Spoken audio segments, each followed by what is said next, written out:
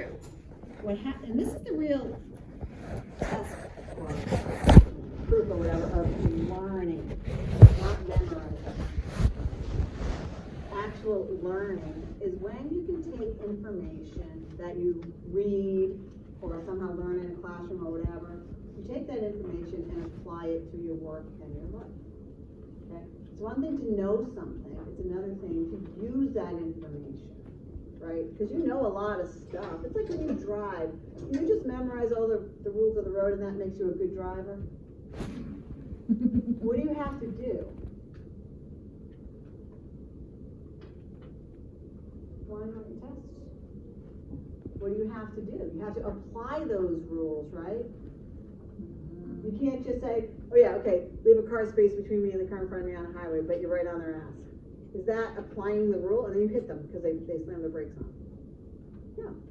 If you apply the rules that you learn to the actual practice that you're doing, same thing with cooking. You can watch cooking shows all day long and they can tell you how to hold a knife, right, and how to cut an onion or whatever it is they're teaching you to do. But if you go back to the kitchen and say, oh, I'm not going to do it that way, I'm going to do it the way I always did. It's like, wait, what? And then you cut your hands or you cry or whatever happens, you know. I dislike cutting onions immensely, but there's ways that you can reduce the unpleasantness of it, right? It wouldn't make sense if you learn it but don't apply it, what you're doing. So that's why I'm going to go over this, and that's why it's important to know these things. All right, so the short answers are worth 5 points each. So list and describe 4 pre-writing techniques. You can't say that pre-writing is a pre-writing technique. It's like saying the definition of definition is definition. What? No. Pre-writing techniques are things you do before you write, correct? Because pre means before.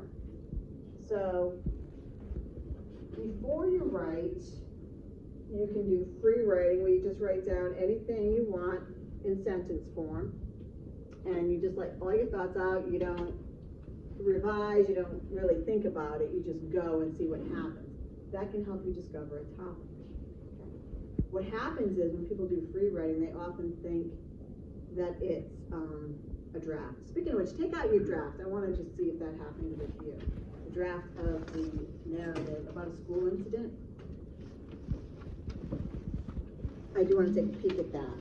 Another thing you could write a list, you could do clustering where you could circle them in a line, you could ask questions, and outlining, of course, is your favorite. So that was worth 5 points. If you listed and didn't describe, you lost a couple. If you didn't have, 4 out of the 5, you lost a couple. The writing process. The writing process is the pre-writing, generating ideas, and then drafting, and then revising and editing. When you get to the drafting phase of the writing process, there's 4 steps that we talked about. Make a point, support the point, organize and connect your stuff, and write clear, error-free sentences.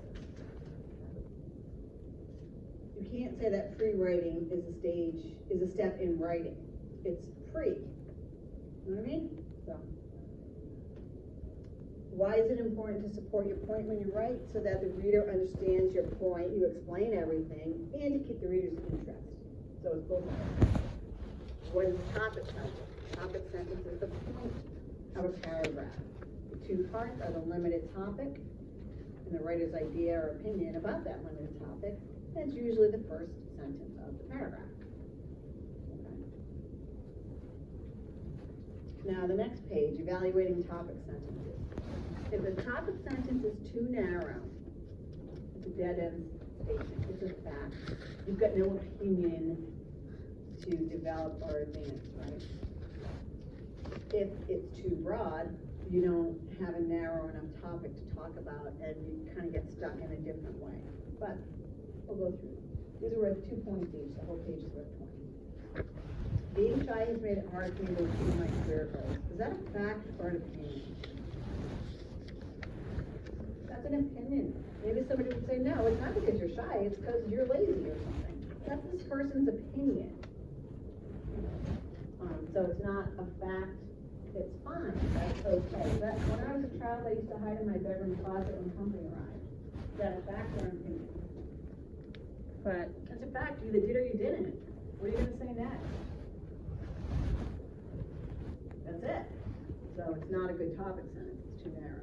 Number 2, jobs that are never advertised in the paper are called the hidden job market. Fact or opinion? Fact, gonna be a topic sentence then? No. Topic sentences are not facts, they're opinions. They advance an idea. There are several ways to find jobs that are never advertised. Okay, that's somebody's opinion. They're going to tell you the several ways that they can find those jobs. That was okay. Number 3, some college students drop out before the end of their first year. Fact or opinion? That's a fact. Some college students do drop out. What would you say next? You got nothing. You can prove it. Students drop out before the end of the first year. But to say during the first year of college, students often make adjustments in their lifestyle. That's someone's opinion. And what those lifestyle changes or adjustments would be. It's not a fact though, that's somebody's opinion. Some people don't make any changes. How about 4? Many people refuse to take a bus to work because they want time to be alone before arriving at their job. That's actually too narrow. What are you going to say next? If they do or they don't, right? But the next one, riding a bus is a sharply different experience from driving a car. You can make that work. I don't love either of those ones, but that one's okay. Number 5, many companies now have exercise facilities for employees on the premises. Fact or opinion? They do. They do. What are you going to say next? You're not saying anything about that fact, so it's not a topic sentence. But if you say recent trends in food can be related to the health and fitness movement, well, that's somebody's opinion. And they're going to make that connection the way they see it. And we could have totally different ideas about that. Number 6. These are either too broad or okay. People don't know what their jobs are really going to be like until they have had them for a while. What will they write about in that paragraph? What jobs? What people? What do you mean what they're like? It's too general, it's too, I don't even know what you'd say next. But if you said the traveling I must do for my job as a salesperson is not as glamorous as I thought it would be, that's fine. It's a specific job, a specific person, specific expectations, and then what it really was. You could do that one. Number 7. If you said, B, my family, excuse me, is interesting in many ways, what does that mean? it's too broad. It's too broad. Interesting? You could turn it interesting throughout the writing. Yeah, but what does interesting mean? Does that mean they're good? Does that mean they're bad? Does that mean they're crazy? Does that mean they're funny? It can be Does that mean they're generous? Does that mean they're nice? It can be anything. It's too general. Interesting doesn't mean anything. So, I mean, it means something, but it doesn't mean anything. It's like when you come out of your house or whatever, and your friends say, so, what do you think about my outfit? And they go, interesting. Is it good or is it bad? Depends on their face. Or you see a piece of art that you don't understand. You know, interesting. Does that tell you what their opinion is of it? No. No. In fact, it's a way of not stating an opinion. So interesting doesn't do it. Different. No, different. No. No. Those aren't real opinion words, so you don't want those in a topic sentence. If you said, my family seems to be split into 2 groups, the athletes and the hopeless physical wrecks, well, that's an opinion. I don't think we all think about our families that way, do we? No, it's a person's opinion of their family when it comes to physical fitness stuff. Okay, 8. There are a number of defensive driving techniques that everyone should know. That's fine. We would have different opinions, I think, of what those defensive driving techniques would be, and this writer would tell us what they think. But to say the road is a dangerous place, Too broad. way too broad. For cars, for bikes, for pedestrians, For what? For drive-bys? I mean, what does that even mean? Highways, side roads, dark roads, potholes, construction sites, a lot of construction sites. I don't know, it's just too much. You'd end up just like listing, and that's not developing an idea, so you don't wanna do that. Number 9, the environment is rapidly being destroyed. What would you write about in that one? What would you write about in that? What would you say? Huh? You never heard about that the environment's in bad shape? What does it mean? The water, the air? I mean everything and nothing. It means nothing. But if you say there are several steps the average person can take to reduce his or her effect on the environment, oh, okay. How about if your topic sentence was plastic bags should be banned?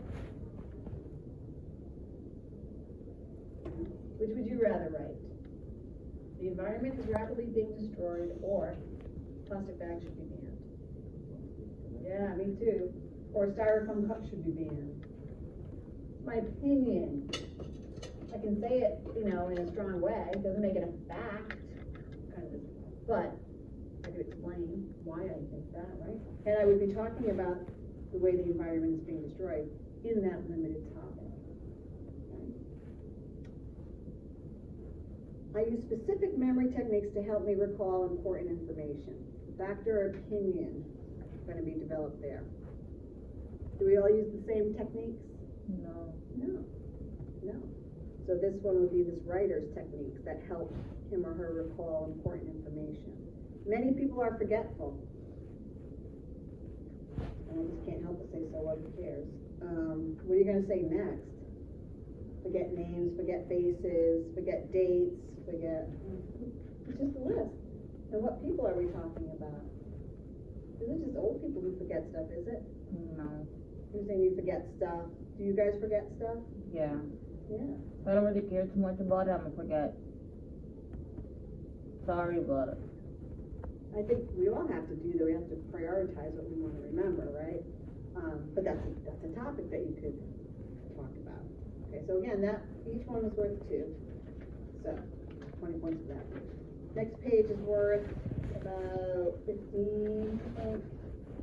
Today's children grow up too quickly. If that's your topic sentence, the first one is way too general. They attempt to act adult-like by picking up adult habits, often harmful ones, that they consider mature. They never give an example of what that might be. They want to project grown-up images by any means possible. Well, what does that mean, really? I don't know what this writer is go into saying. details. Not specific, yeah. When you look at B, you can see it's really not any longer, maybe a word or 2 longer. I'm not asking for more writing, just more specific writing. So, many children start smoking cigarettes and drinking alcohol as early as age 10. Oh, is that what they mean by the harmful adult habits? Yes, that's more specific, so that's good.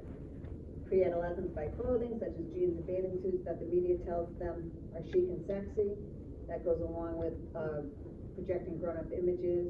It's made it more specific, and they often have steady boyfriends and girlfriends. That's got to do with the relationship broad thing in A. So again, something like A, which is very broad in general and kind of blah, blah, blah, that's like a drafty thing that people do. People write like that in a draft. So you gotta go back and fix it. You know how I write on your paper, be specific, give details, give examples? Because it's a draft, but you need to go back and add all that back in. So number 2, the requirements for the math course are too demanding. Look at A, it says how many hours, how many assignments, how many exams, very specific. Whereas B is general. Oh, there's just so much work. Teacher must think we're taking no other courses. I spend a great deal of time studying, many hours. What's a great deal of time? How many is many hours? I think it's different for all of us.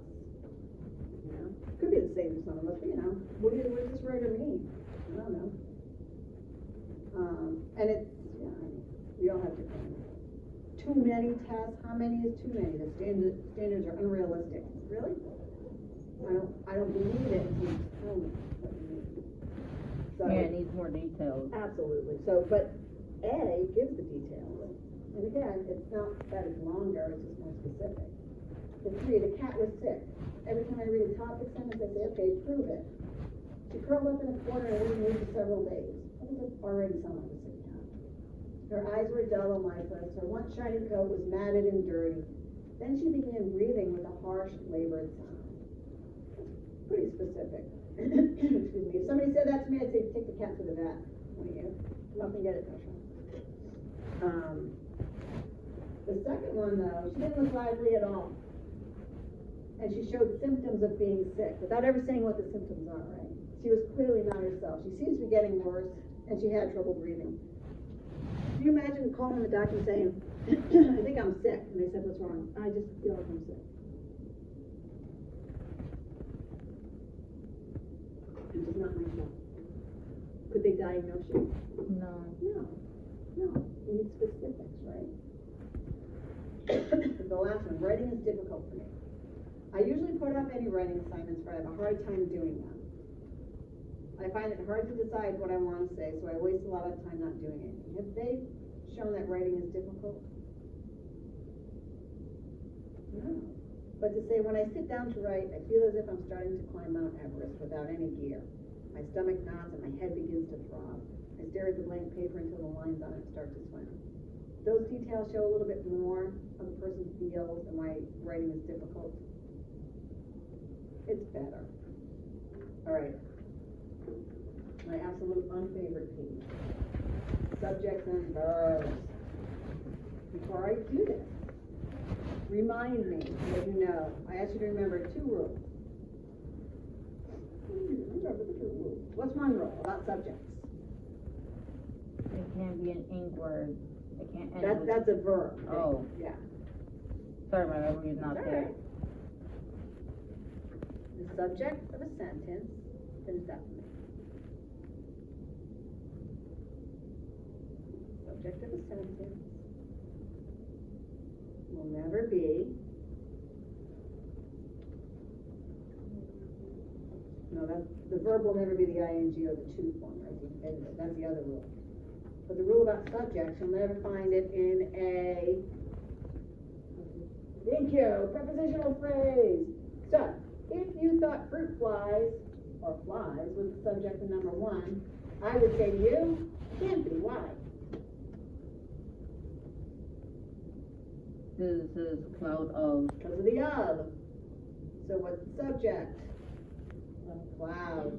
What's the verb? What did the cloud do? Hovered. These are worth 2 points each. One for getting the subject, one for getting the verb. I was pretty generous with these. Usually give you a point if you were close, which is fine. Okay, number 2. The subject is, it's just really wax, to be honest. And there's 2 verbs in this one. What are they? Drift. Yep. Also. Dripped and Hardened. hardened. Okay, number 3, what's the subject? Professor Medina and... I say Guggen on that one. Guggen. Yep. Professors Medina and Guggen. That whole phrase is the subject, and what's the verb? Knew. How come it's not read?